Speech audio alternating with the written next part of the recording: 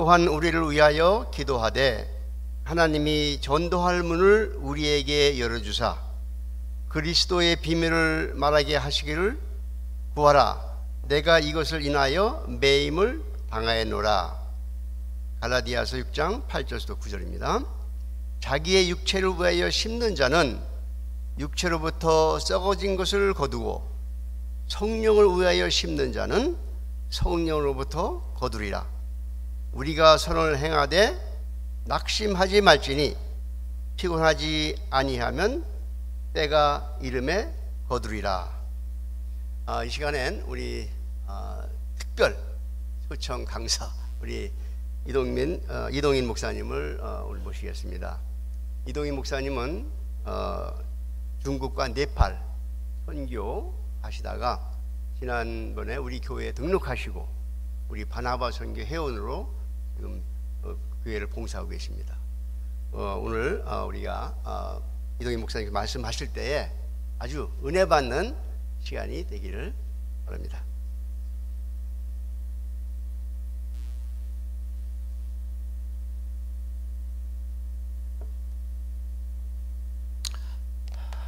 여러분을 만나 뵈서 너무나 감사합니다.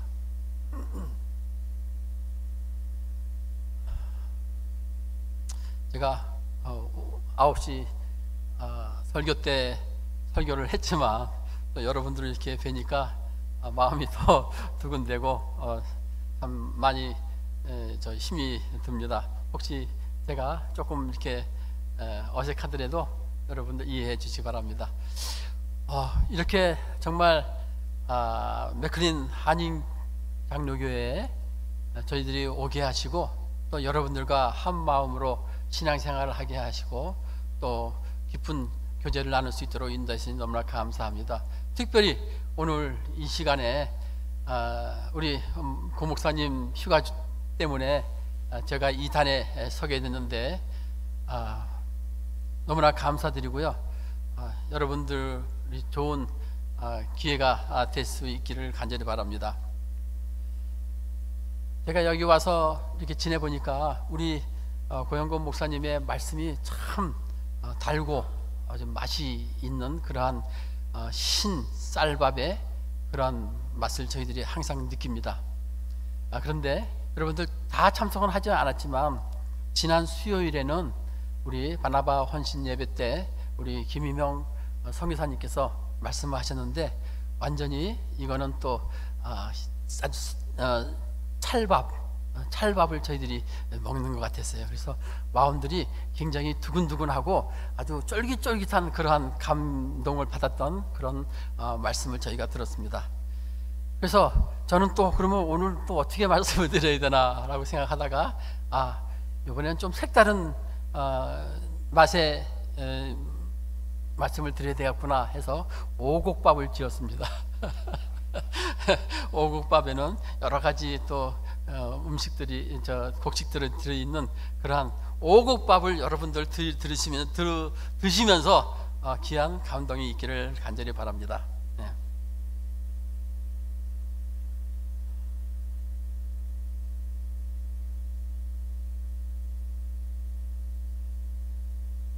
저기 안 들어오네요.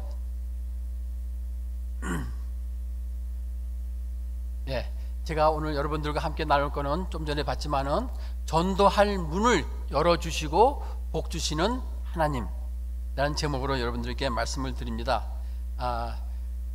골로새서 4장 3절 아까 우리 장로님이 봉독하셨지만 다시 한번 우리 함께 봉독을 하겠습니다. 우리를 위하여 기도하되 하나님이 전도할 문을 우리에게 열어주사 그리스도의 비밀을 말하게 하시기를 구하라. 또 한 말씀은 갈라디아서 6장 8절에서 9절 말씀입니다. 자기의 육체를 위하여 심는 자는 육체로부터 썩어진 것을 거두고 성령을 위하여 심는 자는 성령으로부터 영생을 거두리라. 우리가 선을 행하되 낙심하지 말지니 피곤하지 아니하면 때가 이름에 거두리라. 우리가 신앙생활을 하면서 기쁠 때도 있지만 때로는 힘들고 시리에 빠져서 실망하고 낭망할 때가 있습니다. 우리가 말씀대로 살려고 애쓰지만 세상과 더불어 우리가 살기 때문에 인간 간의 갈등이 생기고 또 삶의 형편이 나아지는 것보다는 힘들어지고 피곤해지는 것을 우리가 경험하기도 합니다. 상황에 따라서 육체뿐만 아니라 우리의 마음과 영혼도 힘들어지는 일이 자꾸 일어나기도 합니다. 주의 일을 하면서 극한의 환경이나 고난이 닥쳐오면 그것을 극복하기도 하지만 낭망할 때도 있는 것입니다. 바울 사도는 우리들에게 갈라디아서에서 여러 차례 복음과 함께 고난을 받으라고 말씀하십니다. 우리가 복음은 꽃길만 가는 것이 아니라 고난과 함께 가는 것이라는 것입니다. 그래서 오늘 말씀 9절에 보면 우리가 선을 행하되 낙심하지 말지니 피곤하지 아니하면 포기하지 아니하면 때가 이름에 거두리라 이렇게 말씀을 했습니다. 우리나라에 복음이 전해지던 조선시대 선교 초기의 상황을 여러분들과 함께 나눠보겠습니다. 그 당시는 양반과 쌍놈이 있던 시절입니다. 조정의 부패가 심해서 백성들이 그 삶이 너무 힘들어서 힘들어했던 그러한 시절입니다. 또한 정치적으로 또 경제적으로 너무 어렵고 힘들었던 시절입니다. 그 시절에 복음을 들고 오신 각 교단의 선교사들이 계십니다. 그때나 지금이나 선교가 시작되는 그곳에서는 경제적으로도 그렇고 정치적으로도 상황이 열악했으므로 선교의 삶이 역시 결코 만만하지 않습니다. 그러나 그 시절 그 선교사들이 선을 행하되 낙심치 않고 포기하지 아니하기 때문에 때가 이름에 귀한 열매들을 거두게 되지 않았습니까? 우리 믿음의 사람들이 처한 상황에서 예수 안에서 믿음으로 행하되 낙심하지 않고 포기하지 않을 때 얻게 될 열매는 믿음은 바라는 것들의 실상이요 보이지 않는 것들의 증거가 된다는 것을 우리가 간증하려는 것입니다. 우리나라 조선 이 땅에서 사역하신 선교사 몇 분을 소개합니다. 첫 번째로 언더우드 선교사이십니다. 이분은 조선에 제일 첫 번째로 입국한 선교사이시고 한국 기독교를 개신교를 시작하신 분입니다. 영국 출신이셨지만 13살 때에 미국으로 이민을 오셔서 신학을 공부하시고 그 다음에 장로교 목사가 되었습니다. 그 이후에 의학도 함께 공부를 하셨고 25세에 미국 장로교 선교사가 되었습니다. 그리고 1885년 4월 5일 마침 부활절이었는데 그날 한국 땅을 밟으셨습니다. 그리고 1887년 조선 최초로 정동교회를 설립하셨습니다. 그리고 그 외에 예수교 학당, 서울 구세학당, 또 기독교 대한기독교 서회 등 여러 기관들을 설립하셨습니다. 특히 연희 전문 학교를 1885년에 설립하셨고 그것이 현재 연세대학교가 되었죠. 그리고 그분은 항상 기도하셨습니다. 조선의 해방을 기도했습니다. 그 언더우드가 오셨을 때 그 이후에 일제가 우리를 탄압하고 있을 때였기 때문입니다. 그래서 그분은 기도할 때도 또 우리 조선 사람들을 격려하면서 참고 견딘다면 해방의 날이 올 것이라고 이렇게 격려해 주셨습니다. 그래서 일본으로부터 반일 인사로 간주되었고 또 감시되는 그러한 상황 속에서도 선교 사역을 담당을 하셨습니다. 언더우드 선교사의 옛 모습입니다. 제일 첫 번째 있는 그림은 사진은 한국에 오셔서 그 아들과 함께 사진을 찍으신 것이고 그 옆에 있는 사진은 언더우드 가문의 자녀들이 아마 한국에 와서 같이 사진을 찍은 것 같습니다. 그 아래에 있는 사진은 저것은 사진인 그 당시 사진인지는 제가 확실히 못하지만 초창기 연희 전문학교 강의의 모습을 나타내고 있는 그러한 것입니다. 연세대학교 설립자 언더우드 선교사가 서거하시고 100주년 기념 행사를 1916년에 연세대학교에서 기념 행사를 가졌습니다. 그때에 언더우드 3세이신 원득한 박사, 또 4세이신 원한석 박사 등이 참석을 하셨고, 또 2살짜리 언더우드 6세도 참석을 했습니다. 여기에 있는 언더우드 6세인데 그 후손 28명이 참석했습니다. 그 외에 다른 분들도 많이 계셨겠지만 이렇게 언더우드 기념 동상에서 그 옛날에 130년 이전에 한국으로 선교를 오셔서 꾸준히 선교하신 분들을 기념하는 그러한 일을 함께 했습니다. 두 번째로 여러분들에게 소개해드릴 분은 메리 스크린턴 선교사이십니다. 메리 스크린턴 선교사는 코네티컷 주 출신이시고 또 예일대를 나오신 분이십니다. 그분은 미국 북감리회 파견 선교사였습니다. 5분의 그 여성 선교사를 파송했는데 그 중에 한 분, 메리 스크린턴 선교사가 조선 땅에 오시게 됐습니다. 그래서 1885년 6월에 조선 땅에 오셨습니다. 그때 당시 53세였는데 그 밑에 있는 사진, 아들 윌리엄 스크린턴과 함께 오셨습니다. 이분은 특히 그 한국 근대 여성 교육의 선구자였었는데 여성인들의 문맹 퇴치를 위해서 교육 사역에, 또 양성 평등 시대를 위한 그러한 사역도 하시고, 또 그런 면에서 이화학당, 현 이화여고 이화여자대학교를 설립하셨고, 그 외에 매향, 달성, 공옥, 매일 여학교를 설립하셨습니다. 그 외에 또 진명, 숙명, 중앙여학교를 설립하는데 협조하시면서 교육사역에 열심을 다하셨습니다.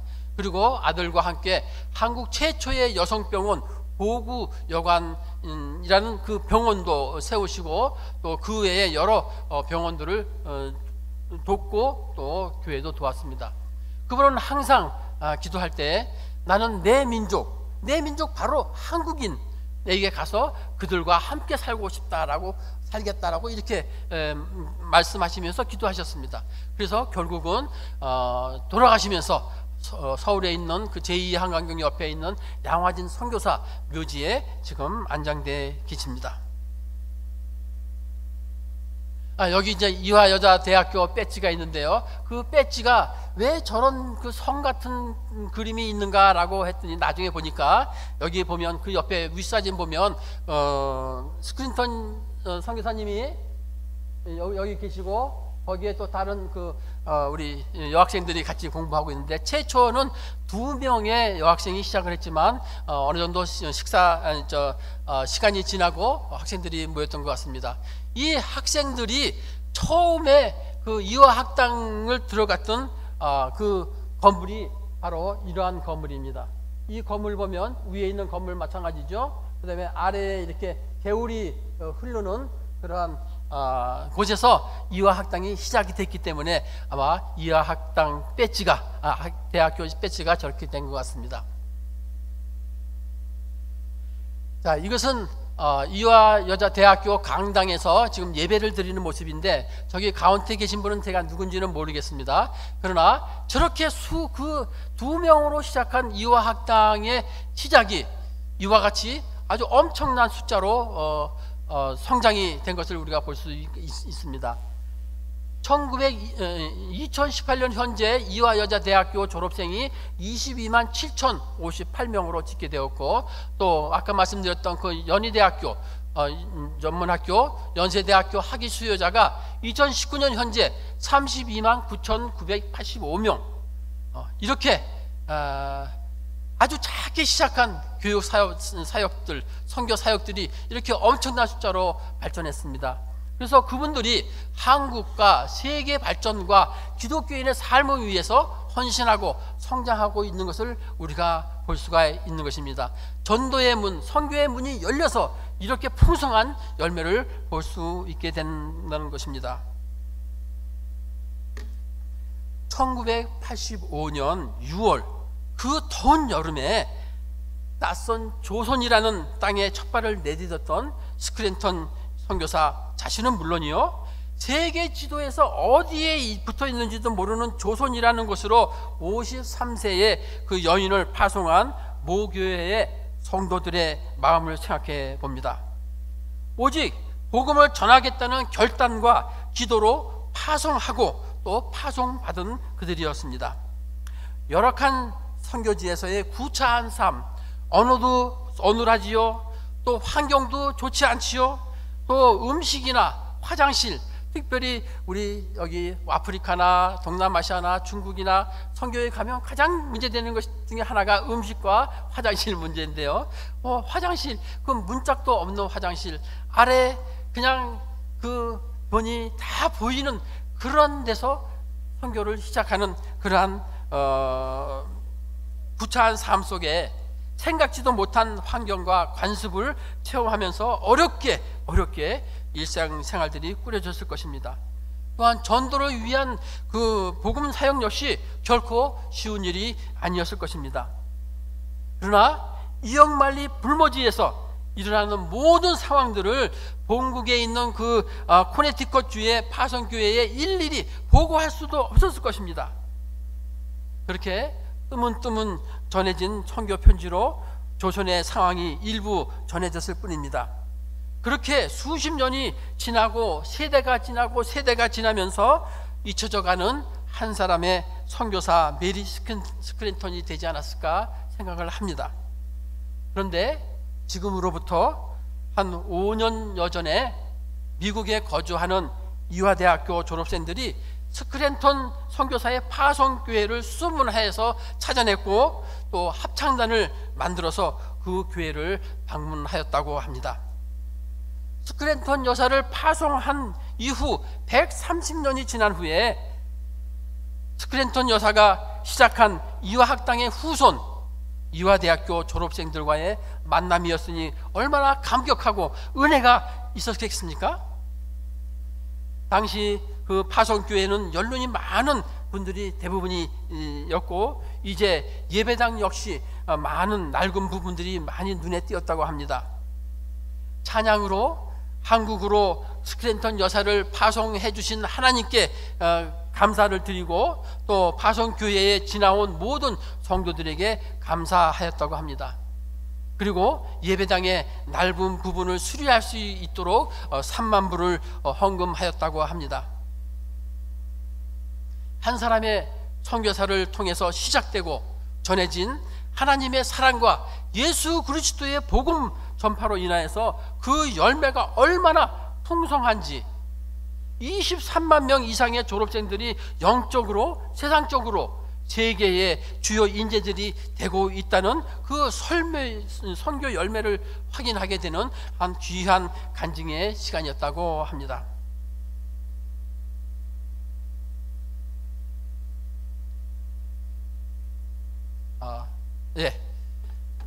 또 세 번째로 한 분 더 소개하겠습니다.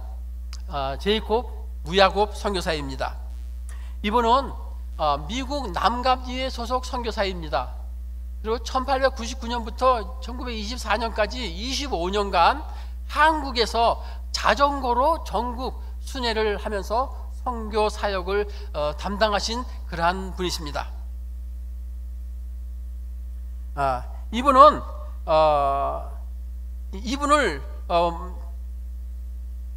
여기 보면 벨 오른쪽에 있는 사진이 지금 그 무야곱 목사님이 타고 다니던 그 자전거, 그 당시 찍은 사진입니다. 자전거가 있고 그 옆에 보면 또 이제 복음 전도할 때 어떻게 그 들판에서 선교 사역을 하셨던 그러한 모습들, 또 밑에 사진 보면 그 당시 무야곱 선교사가 다니면서 세워진 그러한 교회의 모습을 우리가 볼 수가 있습니다. 이 사진들은 모두 무야곱 선교사님이 찍으신 그러한 사진입니다. 그리고 여기 보면 팔레트의 여인들이라고 하는 제목의 사진인데요, 아마 이 사진을 무야곱 목사가 찍으면서 또 그 여인들을 만나면서 그 옛날 마게도니아 그 빌립보 강가에서 그 바울 사도가 그 예배처를 찾으러 나갔다가 그 강가에서 여인들을 만나지 않습니까? 그것을 생각하면서 아마 찍었고, 분명히 저기서 또 저분들에게 복음을 전해주지 않았을까 생각합니다. 그래서 저 중에 또 몇 분들이 또 한국의 조선의 루디아가 돼가지고 성경학교 여자 제자들이 되지 않았나, 이렇게 생각을 합니다. 그 옆에 있는 사진도 우리 저 무야곱 목사님이 찍으신 사진이십니다.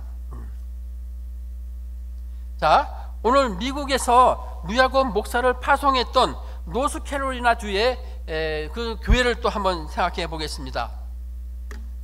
아시아의 저 한 귀퉁이에 있는 잘 보이지도 않는 조선이라는 험지로 파송한 무야곱 선교사의 활동을 지금처럼 시시각각으로 보고하거나 보고받을 수도 없었을 것입니다. 그래서 기도를 하고 헌금을 하였지만 그 열매가 당시에는 나타나지 않았을 것입니다. 그러므로 무야곱 선교사와 그 선교지에 대한 또 파송교회의 선교부, 또 선교위원들, 성도들의 마음이 어떠했겠습니까? 짐작할 수도 없는 상황을 그려보면서 그저 기도했을 뿐입니다. 선교사로부터 소식이 있던 없던 그저 기도했을 것입니다. 그리고 복음이 무야곱 선교사를 통해 전해지기만을 간절히 기도했을 것입니다. 파송교회 성도들은 눈에 보이지 않았지만 귀에 들려지지 않은 증거들을 믿음으로 바라보면서 생활 속에 절약하고 모은 돈으로 헌금을 했을 것입니다. 그런데 그렇게 선교를 하기 위해 애쓰던 분들이 선교 사역의 뚜렷한 증거도 보지 못하고 하늘나라로 많이 가셨을 것입니다.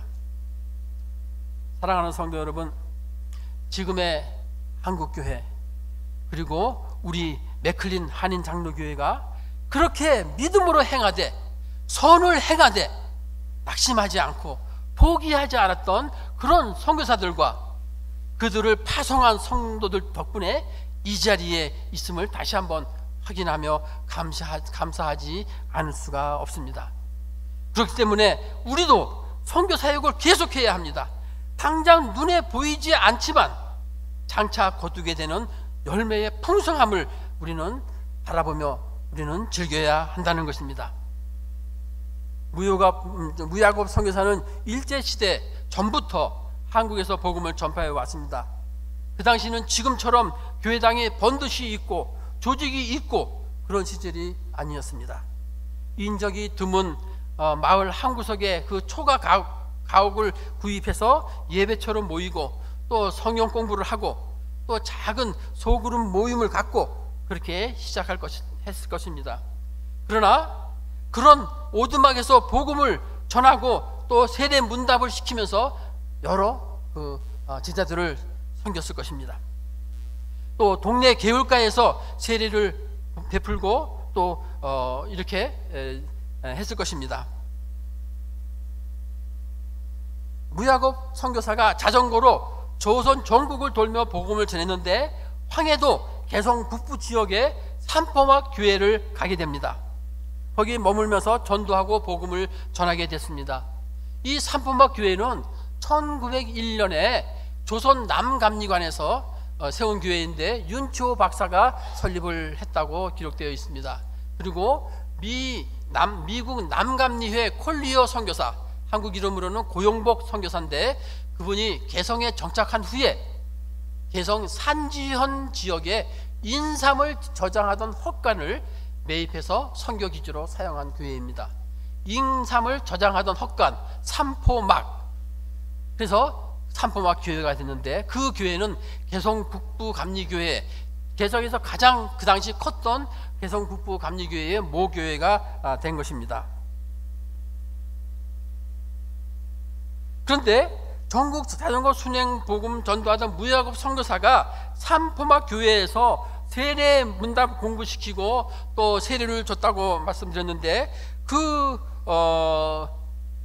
그곳에서 그 몇 사람 세례를 준 여러 사람들 중에서 이화춘이라고 하는 청년이 있었는데 그분에 대해서 잠깐 소개를 하겠습니다. 이화춘은 황해도 개성에서 만석지기의 아들로 태어났습니다. 그 그가 7살 때에 황해도 배천에서 살다가 그 가정이 타 지역, 그 근처 지역인 연안으로 이사를 하게 됩니다. 그런데 그 계획을 미리 알고 있던 이웃의 뱃사공 덕보가 그들을 돛담배에 태우고 깜깜한 밤중에 이동을 하던 중에 미리 계획적으로 구멍을 뚫어놓고 마개를 해놨던 그 배에서 뚜껑을 빼서 물이 배에 넘쳐 흐르게 되었습니다. 그러자 덕보가 아직은 수심이 얕으니 물건은 놔두고 일단 사람들 먼저 내리십시오. 아직 걸어갈 수 있습니다 라고 또 이렇게 독려를 하는 바람에 그 식구들이 그 깜깜한 밤중에 파도 속으로 내리게 됩니다. 그리고 결국은 그곳에서 빠져 죽는 그러한 상황에 이르게 됩니다. 그때 함께 타고 있던 부친의 친구 김씨와 외삼촌이 이씨 가문을 위해서 그 외아들만이라도 살려야겠다는 생각으로 어린 화춘을 안고 바닷속으로 뛰어들어서 결국 이 화춘만 살아나게 된 것입니다. 7살에 고아가 된 이 화춘은 어렵게 연락이 닿은 외할머니를 만나서 어린 시절을 지내다가 외할머니마저 돌아가시자 고아의 삶을 살게 되고 그렇게 청년 시절을 살아왔습니다. 그렇게 청년 시절을 힘들고 방황하던 중에 그의 일가를 망가뜨린 그 원수 덕부를 찾아내긴 했으나 분한 마음과 갑자기 맞이한 그러한 상황에 청년 화춘이 당황하다가 제대로 원수도 갚지 못하고 도리어 그들에게 붙잡혀서 화를 당하게 되었습니다. 그때 그 지방에 있던 진사의 도움으로 화를 면한 뒤 가슴에 한을 풀지 못하고 외로운 삶을 살아오게 됐습니다. 고아의 삶 속에서 26세에 결혼을 하고 2년 후에 아들을 하나 얻게 되었는데 그 아들이 돌이 지나면서도 몸이 허약하고 밤낮으로 괴로워하며 울음을 그치지 않는 병이 들었습니다. 7세에 천하고아가 된 화춘, 외롭게 어린 시절을 보내고 성실하였으나 허망한 청년 시절을 보내면서 가족의 사랑을 간절히 고대했던 이제야 아버지가 된 화춘에게 그 아들 태사는 무엇보다도 귀중한 보물과 같은 것이었습니다. 그런데 그 아이가 중한 병에 걸렸으니 얼마나 당황하고 낙심하였겠습니까? 그 시절을 어땠습니까? 병들어 낫지 않으면 무당을 불러서 굿을 많이 했는데 굿을 하려면 막대한 돈이 들었습니다. 그래서 그 돈 천냥을 구하려고 친구 방씨를 찾아가게 되었습니다. 그런데 화춘의 그 절실한 말을 들은 방씨가 이야기합니다. 큰 돈을 들일 필요가 없어. 굿을 할 필요가 없네. 천주를 믿고 그 도를 배우면 악귀가 떠날 거야. 그래서 병든 자들도 낫게 하는 거야. 화춘 씨는 귀가 쫑긋해서 방 씨와 아들의 병든 이야기와 또 천주교의 교리를 함께 나누게 되었습니다. 그야말로 돈 한 푼 안 내도 간절히 기도하고 믿음을 가지면 된다는 것이었습니다. 방 씨 말에 곧바로 믿음이 가지 않았지만은 병든 아이를 낫게 하려면 무슨 짓을 못하리나 하면서 집으로 돌아왔습니다. 이제 노심초사 남편 오기를 기다리는 아내에게 국거리 돈을 구하지 못한 미안한 마음도 있었지만은 그래도 오늘 있었던 그 방 씨와의 이야기를 이렇게 하자 아내 박 씨도 어쩔 수 없이 그렇게 하자고 했습니다. 그래서 일요일이 오자 화춘 씨 부부가 십자가가 달린 그곳에 가서 그들이 하는 예식에 참여하고 기도하고 몇 가지 또 교리를 배우고 돌아왔습니다. 그리고 부부가 아들을 위해서 간절히 기도를 올렸습니다. 그런데 며칠 후 집에서 기르던 돼지 새끼 5마리와 검정개 1마리가 갑자기 거품을 물고 죽어 넘어지고 동시에 아들의 병이 깨끗이 나는 것을 봤습니다. 두 부부는 얼마나 기쁘던지 천주님께 감사하고 다음 일요일부터 더 열심히 다해서 그 성당에 가게 되었습니다. 그렇게 화춘은 1900년 9월에 아들병 치유를 통해서 천주님을 만나고 그 가정에 주를 영접하게 됩니다. 그 이후에 개성의 큰 성당을 찾아서 신앙생활을 하고 있는데 그 신부들이 소주를 마시고 흡연도 하는 것을 보고 그만 실망을 하게 되었습니다. 화춘 씨는 천부를 믿는 자들은 금주를 하며 절제 생활을 한다고 생각했는데 모범이 되어야 할 신부들이 많은 술을 마시는 것은 좋지 않다고 생각하면서 그런 신앙에 실망을 하게 되었습니다. 그리고 그 근처에 개신교가 있다는 말을 듣고 그곳에서 신앙생활을 이어가게 됩니다. 그 교회는 바로 개성 북부에 있는 산포막 교회였습니다. 그리고 놀라운 것은 이 산포막 교회에서 선교사역을 하던 그 무스 목사 무야곱 선교사로부터 청년 화춘 씨가 성경 공부를 하고 세례를 문답을 받고 1901년 9월에 29살 때에 세례를 받게 되어 하나님을 온전히 영접하게 된 것입니다. 화춘은 그렇게 복음을 받아들이면서 인생이 완전히 달라졌습니다.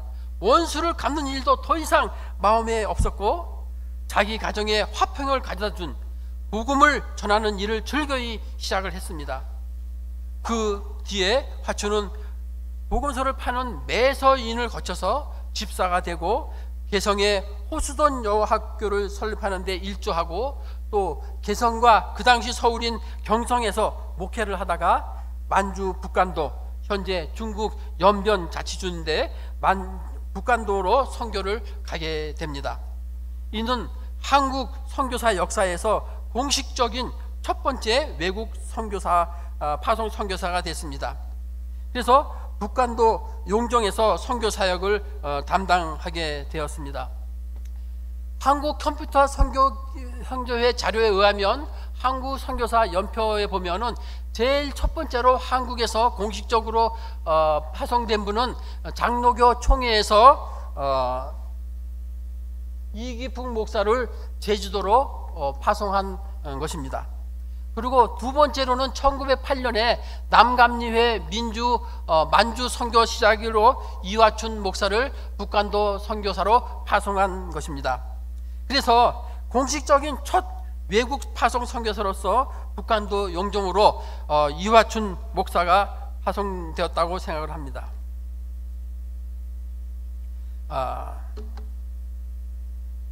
그런데 이 자료는 한국 컴퓨터 선교회의 자료이면서 그 이전에 비공식적으로 개교회 파송 선교사들이 몇 분이 계시다고 합니다.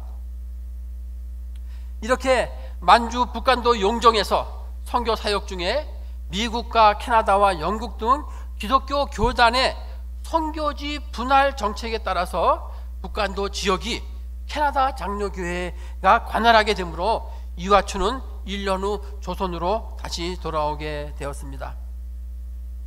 조선으로 돌아온 이화춘 선교사는 감리교 최초인 협성신학교에서 신학을 공부하고 일기생으로 졸업을 한 후에 목사 안수를 받게 됩니다. 이화춘 목사는 그 후 1924년 9월 15년 만에 다시 북간도로 파송을 받게 되어서 용정에서 8년을 더 선교하게 되었습니다. 그 당시도 그렇고 지금도 그렇고 왜 1년 만에 다시 또 15년 만에 다시 북간도로 갔냐 하면 그렇게 분할 선교지의 분할 그 정책을 했지만 서로 또 다른 지역으로 선교사를 파송하다 보니까 이 남감리 교회에서도 다시 우리 이화춘 목사를 선교사로 보내자 이렇게 결의되었다고 합니다. 이화춘 목사는 그 후 그곳에서 8년 동안 선교하면서 여러 지역에 교회를 세우고 또 전도 사역 중 아주 열악한 그러한 환경과 그 사나운 칼바람과 차디찬 그 백설의 그 동토 땅에서 몇 번이나 죽을 고비를 넘기며 복음전도 사역을 담당하였습니다. 1925년도에는 용정촌에 300명이 함께 예배를 드릴 수 있는 2층 벽돌 예배당을 건축하고 담임을 맡아서 목회를 하면서 동시에 지방 순행 사역도 담당을 하셨습니다. 이렇게 9년을 만주 땅 조선 사람들과 중국 현지인들을 위해서 복음을 전하다가 한국으로 돌아오셔서 외금강 마리리 교회에서 목회를 하였습니다. 내금강 그 마리리 교회는 감리교 기록에 의하면 내금강 구역에 1931년에 설립되었으며 1932년에 제2대 목회자로 이하춘 목사가 그곳에서 담임을 했습니다.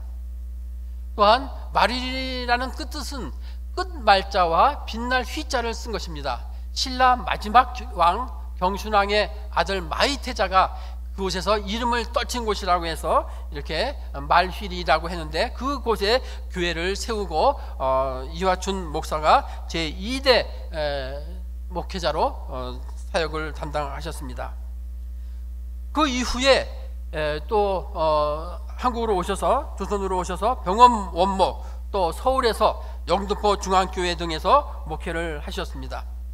그리고 6.25 전쟁 중 그 피난 중에는 부산에 있는 동네 온천장 교회에서 봉사하시는 등 말년까지 주님께서 맡겨주신 사명을 담당하시다가 1956년 7월 23일 날 하나님 품에 안기셨습니다. 이 고 이화춘 목사님은 제 증조부 할아버지이십니다. 저희 아버지의 아버지이십니다. 여기 동네 온천장에서 찍은 거기 보면 우리 할아버님이시고요, 접니다. 그리고 우리 어머니와 우리 저 동생이 그때 6.25 때 부산에서 지내던 모습이고요. 또 56년 제가 6살 되었을 때 할아버님이 돌아가셨는데, 저희 증조부 할아버지, 아버님, 할머니, 어머님들, 우리 저 식구들, 요게 접니다. 그리고 우리 누나, 여기 또 이제 사촌들, 이렇게 다 같이 할아버님이 그 하늘나라 가신 것을 기념하며 또 이렇게 장례를 잘 치렀습니다.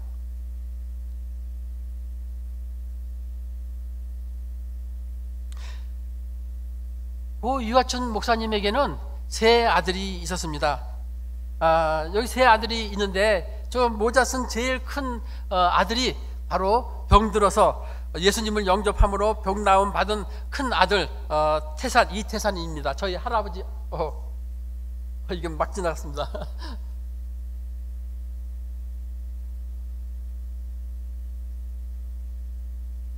죄송합니다. 이분이 병들었던 이태산 큰아들이고 저희 할아버님이십니다.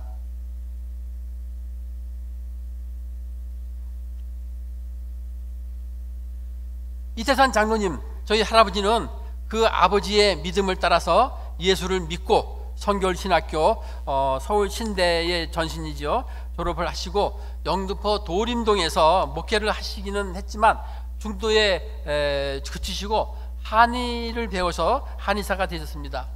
또한 부부 장로로 일생 동안 영등포 교회를 섬기신 성실하고 정직하신 할아버지셨습니다.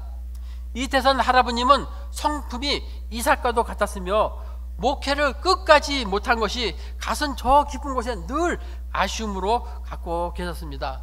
그래서 참으로 선하시고 늘 주님을 앙망하셨던 조부 이태선 장로님과 조모 김노순 장로님은 나는 선한 싸움을 싸우고 나의 달려갈 길을 마치고 믿음을 지켰으니 라는 말씀을 따라 사셨습니다.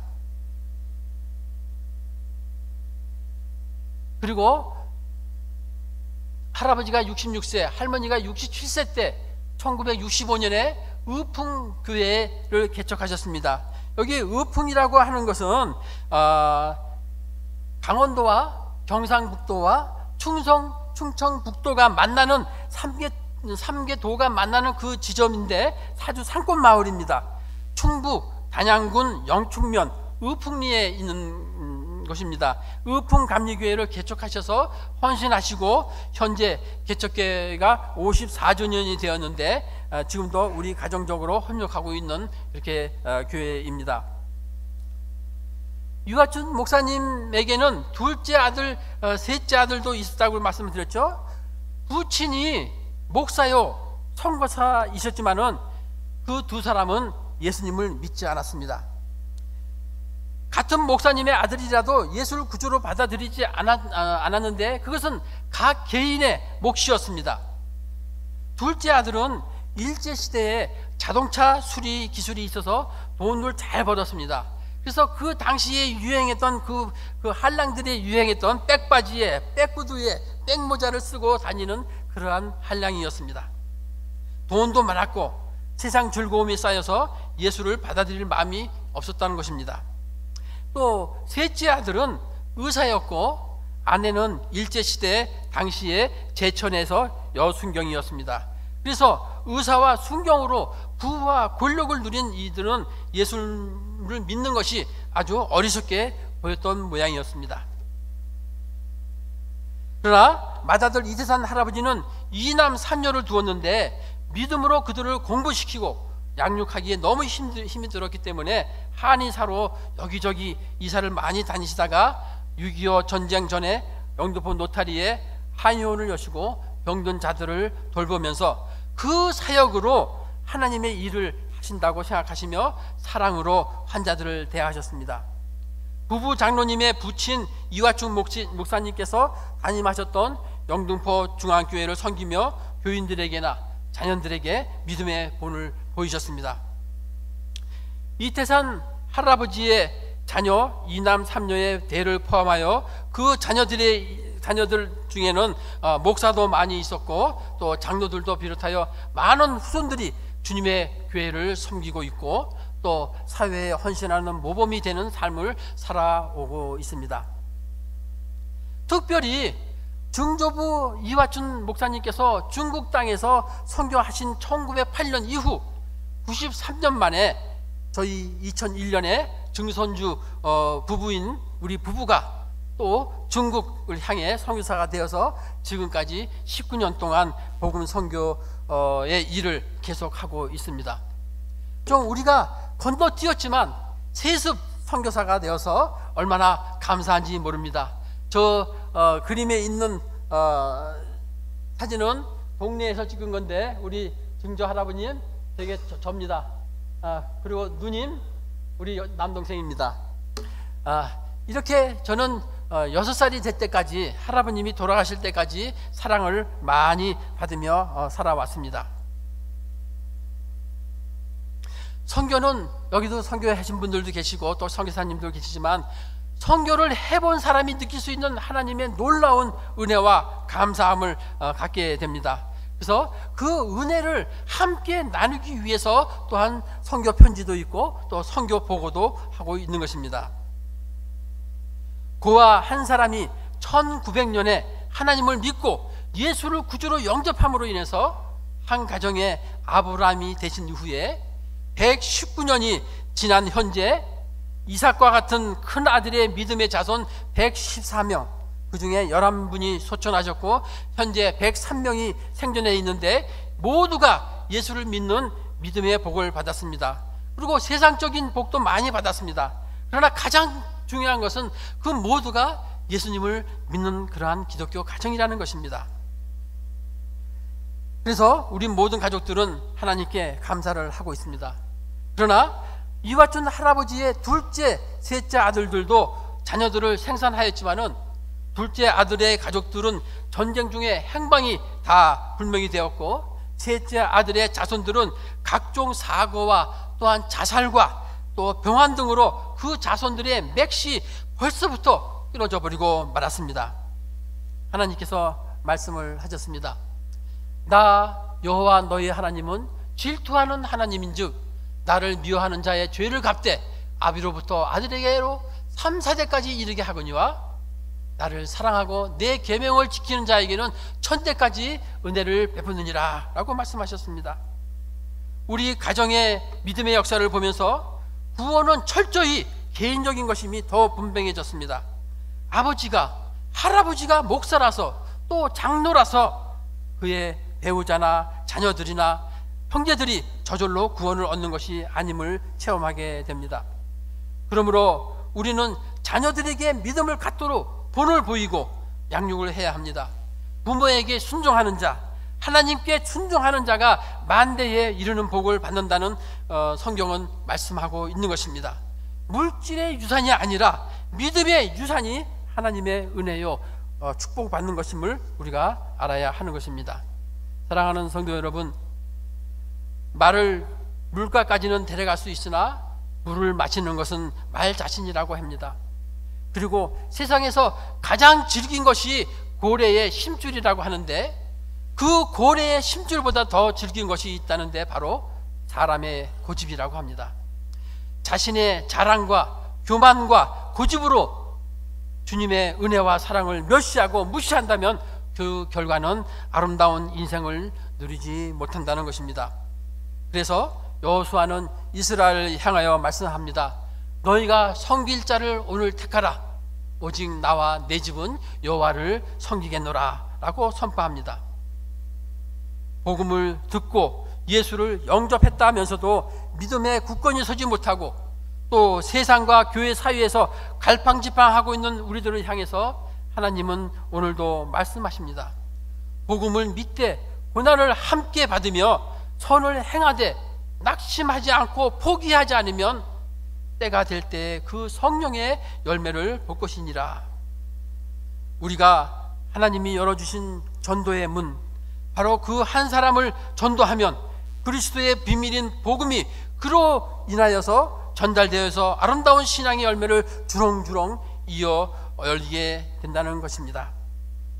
전도의 문을 열어주신 언더우드 선교사님, 또 스크랜턴 선교사님, 또 무야곱 선교사를 비롯하여 수많은 선교사들에게 감사를 드립니다. 언더우드 선교사, 메리 스크랜턴 선교사, 또한 무야곱 선교사를 조선이라는 이름 모를 나라로 파송한 그분들의 교회도 믿음으로 씨를 뿌리고 낙심하지 않고 중간에 포기하지 않았기 때문에 그들이 뿌린 씨의 열매가 한국 교회를 이렇게 성장시키고 있는 것을 증거하고 있는 것입니다. 이곳에 말씀을 나누는 우리들도 눈앞에 보이지 않지만 말씀으로 받으며 약속을 따라 행하고 낙심하거나 포기하지 않고 성실히 주의 일을 행하면 선교사를 파송한 성도들이나 또 파송받은 선교사의 사역의 부요함이 열매를 얻는 것을 보게 되는 것입니다. 사랑하는 성도 여러분, 선교를 위해 기도하고 헌신하는 여러분 모두가 하나님께서 베푸시는 천국 잔치상에 초청되어서 풍성함을 누릴 수 있게 되기를 간절히 기도합니다. 우리가 전한 복음과 사랑으로 세상적으로 또 영적으로 버림받게 될 수밖에 없었던 수많은 사람들이 주님의 은혜 속에 부요한 삶을 이루고 누리게 되는 성경의 귀한 열매를 맺는 것을 볼 것입니다. 기도하겠습니다.